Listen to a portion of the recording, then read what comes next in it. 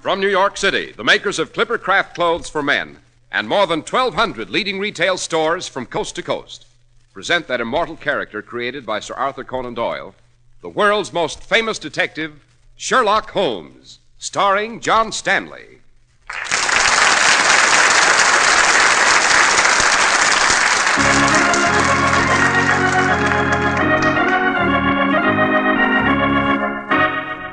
This week's story, The Adventure of the East End Strangler. Holmes, what do you expect to find here at this house? A killer, Watson. A fiendish and diabolical killer seeking another victim. A prince of crime, as shrewd and as vicious as Jack the Ripper. Good Lord, Holmes, what's that? Quick, Watson, into that house. That scream came from a victim of the East End Strangler.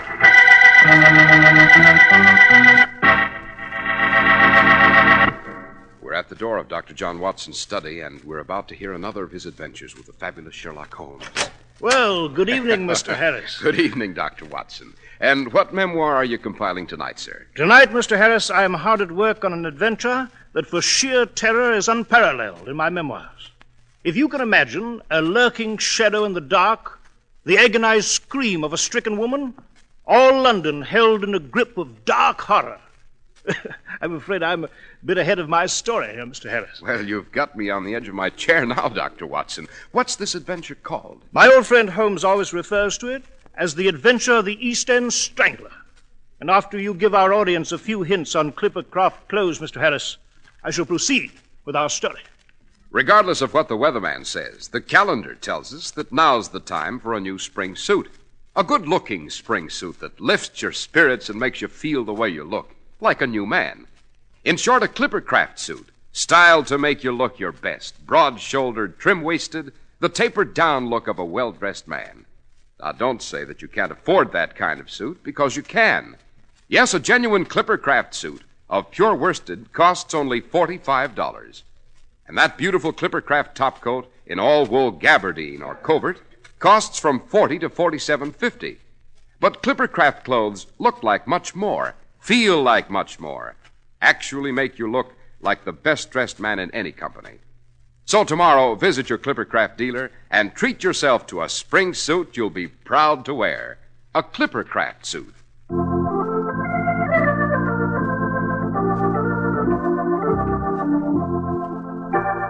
And now, Dr. Watson, what about the adventure of the East End Strangler? Well, Mr. Harris, it began in September of 1898. Exactly 10 years after Jack the Ripper had left his blood-drenched trail through the squalid dives of Whitechapel and Spitalfields. The memory of Jack the Ripper was growing dim when a new nocturnal prowler, a shadowy terror, began to haunt the dark streets of London. A woman was throttled to death in Shadwell, another in Wapping, and soon the name of the East End Strangler was enough to strike terror in every heart. The official police were helpless against this cruel, pitiless, and devilishly shrewd marauder. And then one foggy night in Radcliffe, near the Thames, a lady came running through the fog when... Constable! Here now, lady, what's up? The Strangler. He just accosted me on Radcliffe Highway. Steady now, ma'am. Easy does it. You're sure it was the Strangler? Oh, yes, Constable, I'm sure. He ran after me in the fog. I lost him just a moment ago. Ma'am, listen. You see that lane there? That dark little street. Right. You just go down it till you come to Commercial Road East. You'll be able to get a cab there. Oh, Constable, no. Don't leave me. Nothing to worry about now, ma'am. You just follow my instructions. I'm going back and look for this East End Strangler. There isn't a man on the force who hasn't been itching to get him.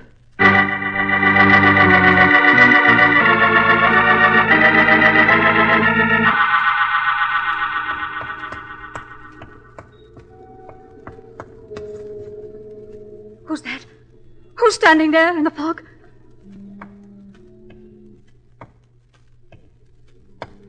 Who are you? What? Good evening, my dear. You. That's a lovely throat you have, my dear. So graceful and white like a swan's. Yes, my dear, the Strangler. The East End Strangler. And your throat. Ah, yes, your throat is smooth, so smooth, like silk, and graceful, so graceful. No. It's a pity, such a pity to mar the whiteness of that throat. But what can I do? What else can I do? Oh, please. Oh, no. Oh, don't. How soft to the touch, how it yields to the caress of my hands. Oh, no. Oh, no. Don't. Don't cry out, my dear. Don't fight and struggle. The others have tried to cry out, too, but it was useless. In a moment, you will feel no pain. Now it is all over, my dear. And it's such a pity. Such a pity. But then, my dear, what else could I do?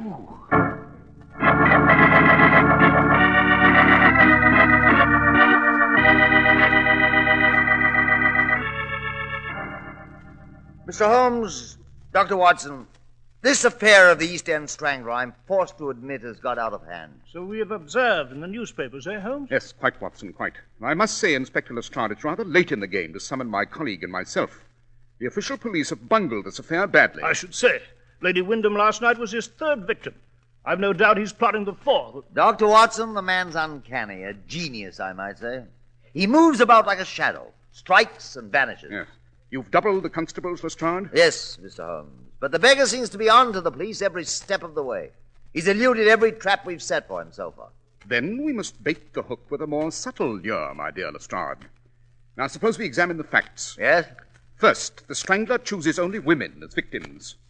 We know that these women are of high breeding and good circumstance. Yes, but what are they doing in the slums of the East End, Holmes? That's an excellent question, my dear Watson, and a curious circumstance which will bear investigation.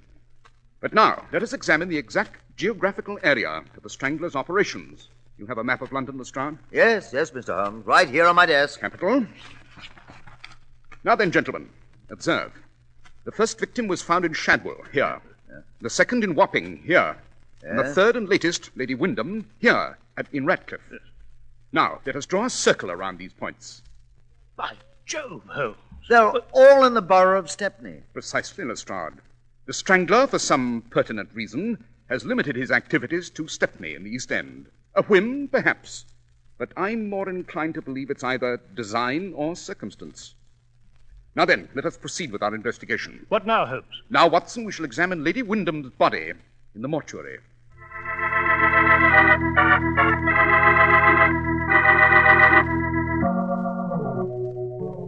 Extraordinary, Watson. This East End Strangler is not only wanton and cruel, but infernally clever. He struck and left no clue on the body. Yes. Inspector Lestrade, a question. Yes, Mr. Holmes. I note Lady Wyndham's purse is torn open and empty. Was this true in the case of the previous victims? Yes. Yes, ostensibly the motive is simple robbery, but I have an idea there's much more to this than meets the eye. Watson. Yes, Holmes? I'm afraid we're in for some rather routine investigation for a day or two. We must investigate the personal lives of the Strangler's 3 well-to-do victims and ascertain why they went to Stepney in the dead of night. Any suggestion for myself, Mr. Holmes? I have indeed, Lestrade. I suggest that you place a curfew upon all of Stepney Borough. Order all residents to be indoors by 9 o'clock.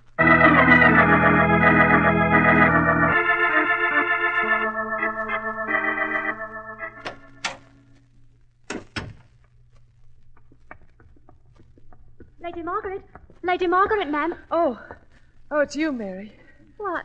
You're all dressed, milady. Surely you're not going out at this time of night alone? Yes, I must. It's urgent.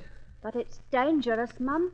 What with the Strangler walking the streets and all? I've got to take the chance, Mary. It's a foggy night outside, and I don't think anyone will see me. Lord love us, Mum, but it's all too much for a poor girl like me. Why should you be going out on a night like this and all alone? Mary, you remember my confiding in you about George? You mean... Yes, the man I almost married 20 years ago. I just got a letter from him this morning. Lady Margaret, then he's alive. He's come back to London. Yes, but he's in desperate straits, Mary. Oh, you understand. Hiding in the slums of Stepney. The police are pursuing him for something he didn't do, and he needs money. Money to get away. I must bring it to him tonight. Alone. And Mary... Yes, Lady Margaret? You're not to breathe a single word of this to anyone. Everything I've told you now and before is in the strictest confidence. You understand? Yes, Mum. Very well. I'll go back to the servants' quarters and go to bed. I won't be back until early this morning.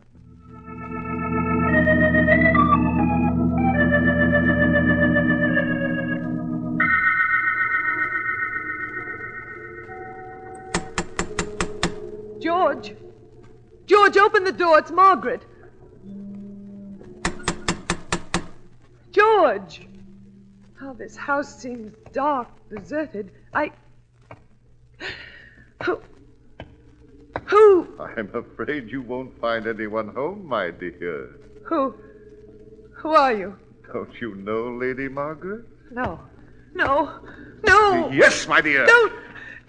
Such a lovely throat, such a pretty white throat, such a soft, warm throat. What can I do? Now then, my lady, first the letter from George and then the money, and we'll be off. All! Stand where you are! The police? All!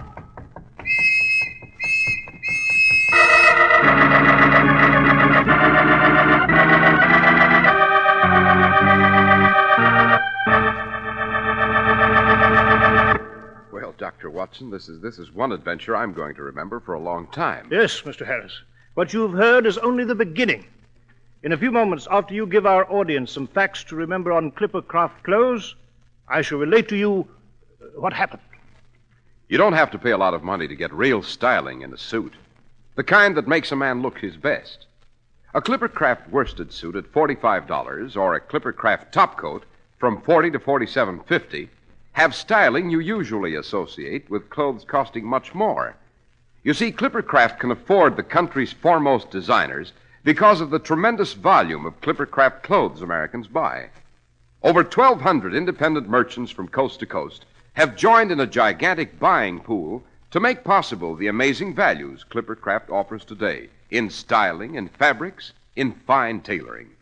And speaking of fine tailoring, of workmanship, Clippercraft clothes take their name from the famous Yankee clipper ships, also New England built to superb standards of craftsmanship.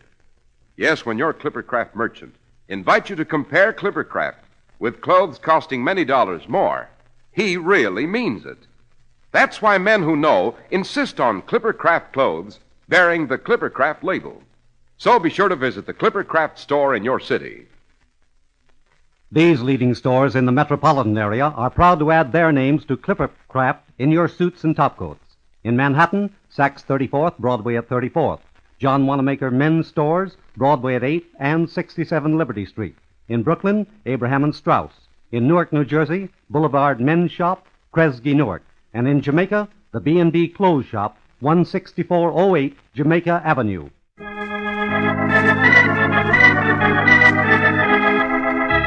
And now, Dr. Watson, you were telling us of the adventure of the East End Strangler. Yes, Mr. Harris, I was. Holmes and I were at Baker Street late that night, going over the results of our routine investigation, when we received an urgent message from Inspector Lestrade. The East End Strangler had been abroad on the dark streets of Stepney again. He'd struck again, and he'd vanished like a ghost in the fog, leaving his dead and mangled victim behind him. This time, Lady Margaret Blencroft. Naturally, Holmes and I lost no time in getting to the scene. Then Holmes asked, Who discovered the body, Inspector Lestrade? Why, one of my men heard a scream, Mr. Holmes. Constable Wilson. He ran up, but the Strangler took to his heels and made off in the fog. Constable Higgins joined Wilson a moment later, and the two of them searched the area. And found nothing, eh, Lestrade? Oh, nothing, Dr. Watson. The Strangler vanished like a phantom. I still don't see how he got through my police guard, what with curfew and all. A remarkably clever fellow, the Strangler, Lestrade.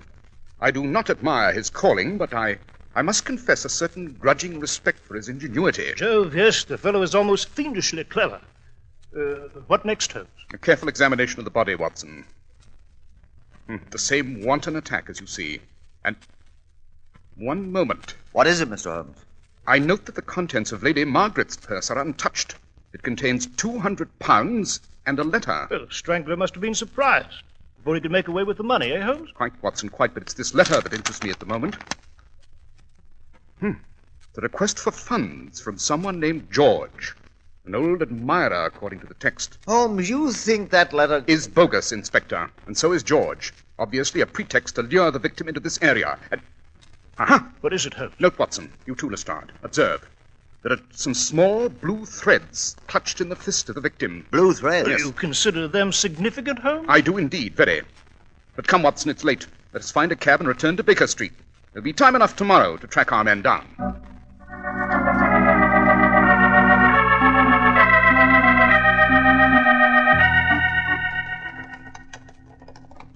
Holmes, I must confess I'm completely baffled by this Strangler fellow. Are you, Watson? I cannot say the same for myself.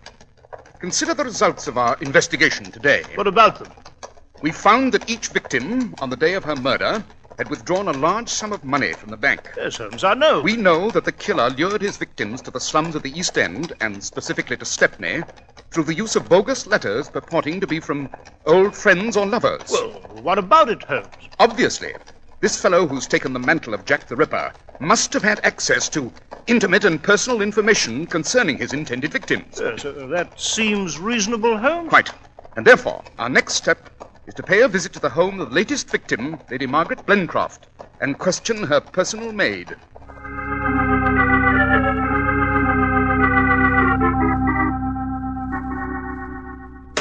Well, Holmes, all the maid could tell us was that she was asleep. Didn't hear Lady Margaret go out. I'm afraid we didn't get very far here. Oh, on the contrary, Watson, we did. Eh? What do you mean? The contents of her sewing basket. They were significant. Very. But come, let's be off to Scotland Yard. Scotland Yard? Why? I wish to talk to Inspector Lestrade, and then to inspect the police who will be on the lookout for the Strangler tonight.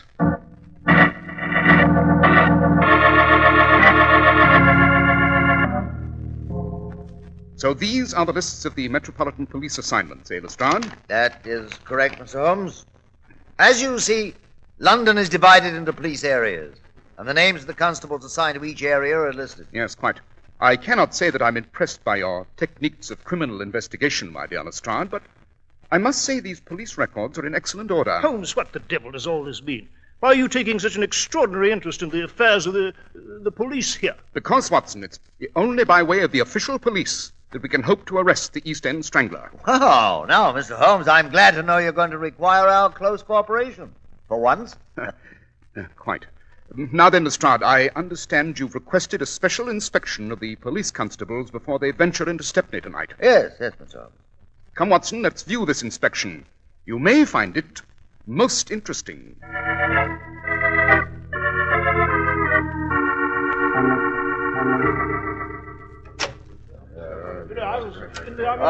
Well, here we are, gentlemen. As you see, the men are waiting for inspection. Attention!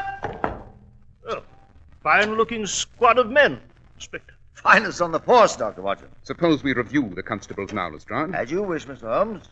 After you.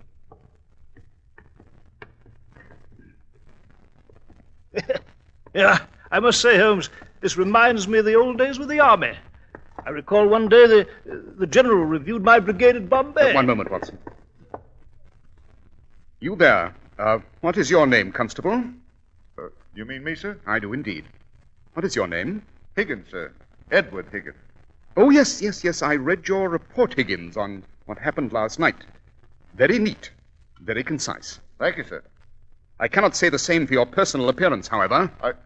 Oh, what do you mean, Mr. Holmes? Your tunic, man, your tunic. It's been torn in the collar and re-sewn with new thread.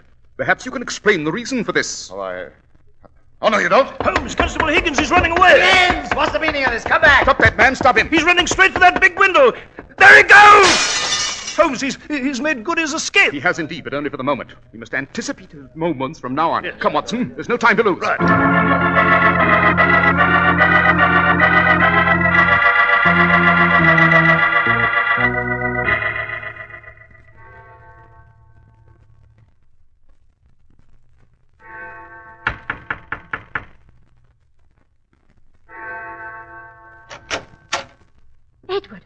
Edward Higgins. Shut the door, Mary, quick. Edward, what are you doing here? You're supposed to be on duty. It's Holmes, Mary. He's found me out. The game's up, and I've got to get out, get away to the hideaway on the continent. Edward, then I'll go with you like we arranged. We'll go together. Wait till I pack my bag. Don't bother, Mary. What do you mean? The East End Strangler still has another job to do. Another neck to twist. Edward, what do you mean? Whose neck? Yours, my dear. Edward, no! Yes, Mary. You know too much about me and our little game. You know where I'm going to hide out from here. This Detective Holmes will be sure to worm it from you. Edward, For the love of heaven! Besides, why should I share all the money I took from those fine ladies with you? I got plans of my own, dearie. Oh, Edward, no. Please, don't. Ah! Such a lovely throat, my dear. So graceful, so smooth. A pity, Mary. But what can I do? What can I do?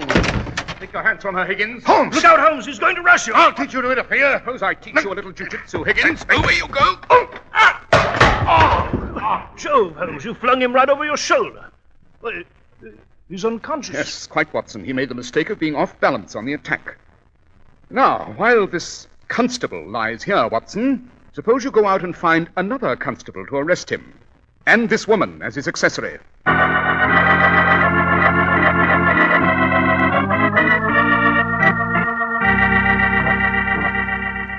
I see. So Mary the maid, through the gossip of other servants, learned of those women with past love affairs, and then told the Strangler, eh, Holmes? Precisely. But how did you know that he was a member of the official police, Mr. Holmes?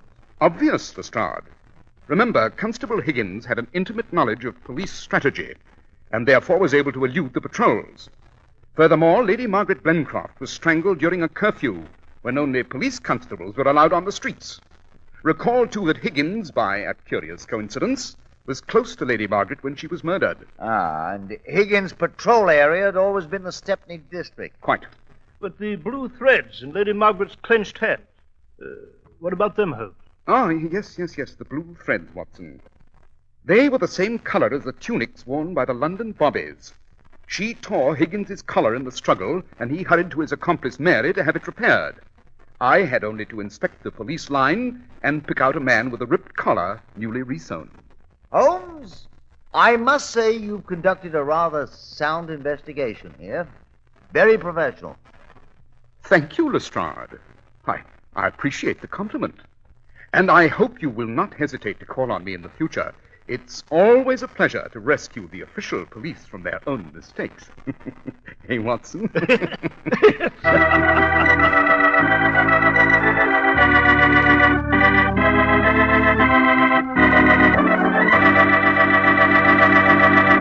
Well, Dr. Watson, that was some adventure. Yes, Mr. Harris, and I'm happy to say that while the person who made Mary received a life sentence for her part, the East End Strangler was hoisted by his own petard, so to speak, on a rope in Newgate Prison. I see. And now, Dr. Watson, what adventure will you relate to us next week? Next week, Mr. Harris, I shall tell you of an adventure which I have entitled Murder on a Wager. It concerns two dead bodies floating in the Mediterranean, and an unbelievably odd wager that made history at Monte Carlo.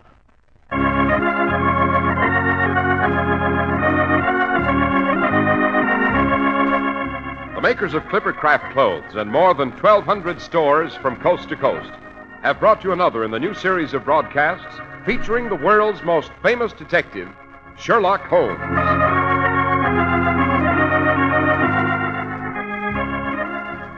Our stories are based upon the character Sherlock Holmes created by Sir Arthur Conan Doyle, and the program is produced and directed by Basil Lochran. Sherlock Holmes is played by John Stanley, Dr. Watson by George Spelvin. This week's story was written by Max Ehrlich, with special music by Albert Berman.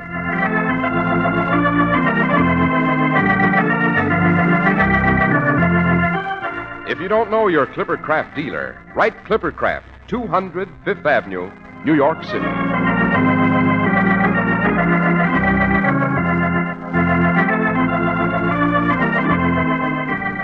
Be sure to listen next week to Sherlock Holmes in Murder on a Wager.